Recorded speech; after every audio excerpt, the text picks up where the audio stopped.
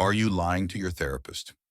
As a psychologist, I assume that all of my clients will lie to me at some point. Although that may sound surprising, research suggests that it's very common for clients to lie to their therapists and for people to lie in general. For example, in an adult sample of 547 adults in psychotherapy, 93% reported lying to their therapist at some point.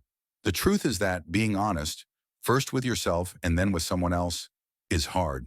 It takes a great deal of self-awareness, trust, and self-esteem to be radically honest with a therapist. There are different kinds of lies that reflect different levels of awareness, intention to deceive, and motivations for not telling the truth. Sometimes clients deliberately lie by making false statements with the intention of making their therapist believe they're true.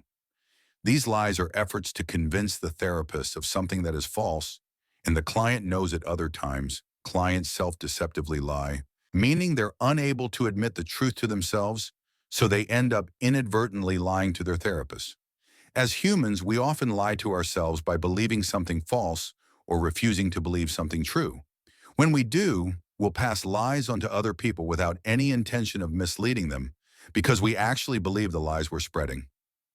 Finally, both lying and self-deception are somewhat different from keeping a secret. Sometimes clients aren't ready to share something with their therapist.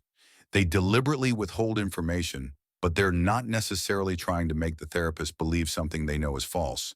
They're omitting information because they don't want to talk about or acknowledge something. Deliberate lying, self-deception, and keeping secrets are commonplace in therapy.